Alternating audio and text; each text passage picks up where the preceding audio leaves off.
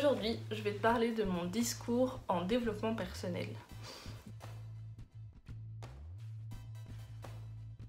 Alors, je me rappelle pas exactement comment ça a démarré, mais vers 17-18 ans, j'ai commencé à m'intéresser à ça. Parce que c'était un peu le moment où ça a explosé sur YouTube. Comment se sentir bien, comment faire du sport, comment tout ça. Donc j'ai eu une période où j'ai réussi à faire du sport. J'inclus ça dans cette vidéo parce que pour moi le développement personnel, il y a toute une partie de sport dedans. C'est important pour se sentir bien, c'est important de faire du sport. Donc j'inclus ça. Donc c'était au début de ma réto, donc quand j'avais 17 ans. Je faisais du sport assez régulièrement, j'étais assez fière de moi. C'était assez exceptionnel quoi. J'arrivais à me tenir, à faire du sport à la maison, j'allais à la salle, à l'école on allait à la salle aussi, donc c'était vraiment bien. Franchement c'était pas mal, mais bon, ça n'a pas duré. Mon année sabbatique, j'ai pratiquement pas fait de sport, et pendant mon année à l'IEX non plus, donc l'année avant mon année sabbatique, j'ai quasi pas fait de sport non plus.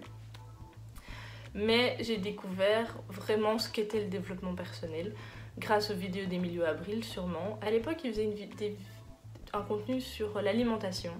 Donc j'ai eu une grosse période sur vraiment je m'intéressais fort à l'alimentation. Mais je vous ferai une vidéo là-dessus, plus spécifique. Mais donc, et après en fait il a fait une nouvelle chaîne de développement personnel. Et donc voilà, j'ai commencé à m'intéresser à ça. Et j'ai aussi acheté le livre Miracle Morning que j'ai pris le temps de lire petit à petit. Enfin, j'ai pas lu d'une traite quoi, voilà. Mais ça m'a fort interpellée, franchement, je me suis dit waouh, c'est génial quoi, j'ai envie d'être heureuse, j'ai envie de faire ça. C'est comme je vous ai expliqué dans la vidéo d'avant, si vous l'avez pas vue, allez la voir. J'ai eu, donc pendant mon année à l'IEX, un peu une période où j'avais pas trop d'objectifs, de buts. Je savais que ce que je faisais me convenait pas, mais en même temps, bon. Du coup, je me suis dit, il faut que je trouve quelque chose qui me rende heureuse, quoi, un but, un objectif. Donc j'ai acheté ce livre, je l'ai lu, et mon objectif pendant mon année sabbatique, c'était de me créer la parfaite routine de Miracle Morning, quoi. Et donc c'était vraiment l'objectif de cette année-là, pour qu'une fois que je recommence des études, l'habitude soit tellement ancrée en moi que j'arrive à continuer à le faire pendant mes études. Parce que pendant mon année sabbatique, je pouvais me lever à 9h, mais quand on a cours, il faut se lever déjà de base à 7h, et si je voulais faire ma routine avant, j'aurais dû me lever à 6h. Donc je m'étais dit, il faut que je m'habitue, que je me prépare psychologiquement. Alors, j'ai pris du temps à essayer de trouver mes affirmations, à faire un tableau de visualisation, que je n'ai jamais fait au final. Mais tout le reste était assez bien ancré, j'ai essayé de faire un petit peu de sport, un peu de méditation, enfin voilà. Et le jour où je me dis, ok, maintenant je démarre ma Miracle Morning pour de vrai, genre vraiment j'avais imprimé le petit calendrier, j'ai fait ça aujourd'hui, super, génial. J'ai pas réussi à me lever le premier jour, déjà raté. Et donc ça m'a méga fort découragée. Je me suis dit mais à quoi ça sert? Ça fait des mois que j'essaye de me préparer à ça. Donc à ce moment-là je le faisais mieux que maintenant, qu'à ce moment-là, parce que j'étais pas en mode il faut que j'y arrive, je fais ce que je peux et puis voilà. Et là du coup ça marche pas du tout. Je suis en mode découragée, je me dis bon, je garde ce qui était positif mais le reste tant pis. Mais d'ailleurs, durant cette année, une de mes affirmations, c'était de passer mon permis. J'étais à ça de l'avoir, mais je n'ai jamais passé le test. Donc voilà, maintenant tout est périmé, je dois tout recommencer. Mais au moins maintenant, je sais que j'ai les capacités. Et je pense très fortement que c'est dû à ces affirmations. Parce que je m'étais vraiment dit, ok, l'objectif de cette année, c'est d'avoir mon permis. Sauf qu'au moment où j'ai dû le passer, ça m'a... Je sais pas, j'ai été prise d'une peur un peu irrationnelle, je pense. Sachant que j'habite dans le centre de Bruxelles, je me suis aussi réconfortée avec le fait que je n'avais pas besoin de permis pour vivre dans le centre. Donc ça reste dans le coin de ma tête, mais ça m'a tellement stressée au moment où j'étais censée rouler toute seule que je préfère encore un peu attendre, être vraiment en accord avec moi-même, trouver un objectif pour avoir ce permis, parce que l'avoir pour l'avoir, au cas où tes parents doivent aller à l'hôpital en urgence, bon, c'est pas ça qui me motive le plus. Je dis pas que c'est pas une bonne raison, mais bon, il y a les ambulances pour ça, quoi. Donc bon, je vais essayer de me trouver un bon objectif pour passer mon permis, et puis à ce moment-là, je le ferai de A à Z, quoi, pas comme j'ai fait maintenant, enfin à l'époque. Ensuite, je pense que c'est un peu sorti de ma tête, j'ai plus vraiment fait. Sûrement que, enfin c'était un peu ancré en moi. D'ailleurs, j'ai acheté plusieurs livres, mais je ne saurais pas dire quand dans la période. J'en ai aussi reçu de ma tante, qui est aussi là-dedans, donc ça c'était assez chouette d'avoir un support, enfin d'avoir quelqu'un qui me comprend et qui peut m'aider, machin. Donc j'avais acheté ou reçu, je sais plus, 5 livres, un truc comme ça, que j'ai commencé à lire, qui était vraiment inspirant, mais je suis pas sûre d'en avoir fini beaucoup. Même si les histoires en général étaient vraiment chouettes, j'ai beaucoup de mal à finir des livres, mais donc voilà. Oui, si, en fait, j'avais pris des notes et tout. Franchement, j'étais à fond. Ça, c'était pendant mon année sabbatique, du coup. Et puis, ensuite, et en revenant de l'Australie, je vois un livre. C'est How Don't Give a Fuck About Anything, ou un truc comme ça. Et donc, en gros, ça veut dire comment n'avoir rien à foutre de tout, quoi. Et là, ce livre, il détruit tout ce que j'ai appris de ces autres livres de développement personnel. Et en fait, il dit vraiment...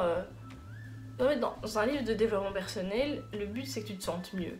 Donc ils vont donner des astuces comme regarde-toi dans le miroir et dis-toi je suis la plus belle, je suis la meilleure, je vais y arriver. Et dans ce livre, il détruit tout ça en disant si tu te regardes dans le miroir et que tu te dis que t'es la meilleure et la plus belle, mais que c'est faux, ça va te donner un truc dans ton cerveau qui va faire qu'au final ça n'ira jamais. Et ça m'a vraiment interpellée, et sur le coup ça m'a beaucoup aidée ma première année d'études, enfin à Namur, parce que j'étais vraiment dans cet esprit je m'en fous, je vis pour être heureuse, je ne me prends pas la tête, et ça avait très bien marché pendant un certain moment. Je me dis qu'il faudrait que je le relise pour un peu repenser comme ça. C'était vraiment un livre, je le conseille vraiment à tout le monde. J'ai vu un lien d'une chaîne YouTube qui le lit à voix haute, donc je vais vous le mettre. Donc voilà. Ensuite, l'année passée, j'ai pas fait de sport, j'ai pas vraiment continué le développement personnel. Donc c'était juste quand je venais d'acheter ce livre-là, au début, je l'ai même pas fini en fait ce livre. Même si le début m'a blindé inspiré, j'ai jamais fini. Et donc là, on est en 2020, plus ou moins encore dans le corona. Et je me dis, bon là je suis pas heureuse quoi. J'ai mes études, bon ça me plaît, mais voilà. J'ai mes amis, mais voilà, elles sont à Bruxelles, moi je suis à Namur. Là ma meilleure amie elle est en Corée, donc je la vois jamais. Puis je me dis, pendant cette année sabbatique, j'avais tellement réussi à savoir être seule, à m'amuser, à ne jamais être triste, enfin bon, j'exagère, mais j'étais vraiment dans un bon endroit, quoi. J'étais vraiment... J'étais heureuse, quoi, et en étant seule. Et là, je me suis dit, il faut que je me retrouve et il faut que je réapprenne à être heureuse seule.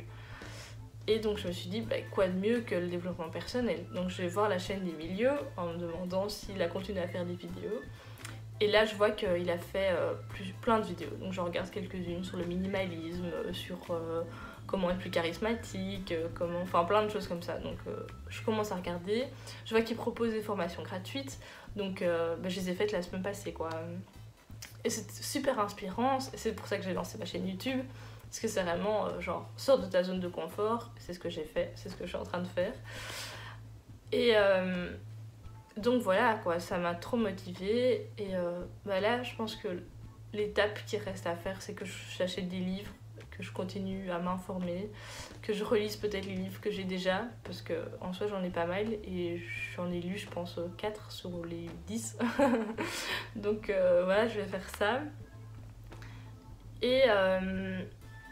mais du coup, bon, je vais essayer de faire une conclusion du développement personnel pour moi. Donc comme vous avez pu comprendre, ça vient, ça part, ça m'a servi à certains moments et à d'autres moments j'étais très triste et donc je pense qu'il faut aussi le vouloir d'aller mieux. Donc si j'étais pas bien, ben, j'allais pas prendre l'initiative d'aller mieux quoi. Je voulais être mal et donc je restais dans mon mal.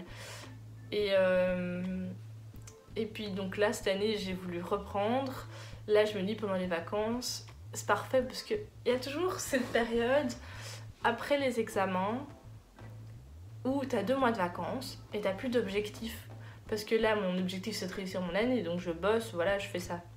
Et pendant les vacances, vous allez peut-être me prendre pour une folle, mais c'est chaque fin d'examen, je suis comme ça, je suis en mode, bon, qu'est-ce que je fais maintenant? J'ai plus d'objectifs, j'ai plus rien à faire. Et donc bah là c'est parfait parce que je me suis trouvé un objectif à faire, quoi. Donc voilà. Je pense que du coup, pour vraiment faire une conclusion, le développement personnel, c'est... Il faut prendre ce qui nous convient, quoi. Il faut pas tout prendre, parce que sinon, ça va pas. Enfin, je sais pas si c'est une généralité, mais moi, en tout cas, du coup, j'ai fait limite un breakdown de trop vouloir faire, donc avec le Miracle Morning, et ça n'a pas du tout marché, donc j'étais complètement découragée. Je pense qu'il faut pas se forcer à... C'est bien de se donner des habitudes, pour commencer, par exemple là, pendant 1 mois j'ai réussi à faire du yoga tous les matins, donc ça c'est génial, mais je me suis pas levée 3 heures plus tôt pour le faire. Après quand j'avais un examen à 8h, eh ben, je me suis levée à 7h pour faire mon yoga. Et ça c'était exceptionnel, enfin peut-être pas pour vous, mais pour moi oui. Et ça m'a vraiment rendue beaucoup plus heureuse et je suis vraiment contente d'avoir réussi à finir ce challenge. Et donc voilà, enfin... Je pense que c'est vraiment très personnel comme démarche. Il faut savoir ce que vous voulez, ce que vous cherchez. Et puis, je pense que le développement personnel, c'est pour tout le monde. Il n'y a pas juste certaines personnes qui sont concernées. Tout le monde peut évoluer. Tout le monde a des choses à apprendre. Donc, ouais, si vous hésitez encore à vous y intéresser ou si vous avez entendu parler mais vous ne savez pas trop de quoi ça parle, franchement je vous invite à vous y intéresser, rien qu'un minimum, rien que d'aller voir la chaîne d'Emilio qui est vraiment très bien, très inspirante, très motivante. Et voilà quoi, je pense que je suis en train de blablater, je pense que j'ai fait le tour. Donc voilà, j'espère que cette vidéo t'aura appris des choses. Je vais essayer de mettre les différents liens des livres. Donc voilà, merci de m'avoir écouté et à très vite.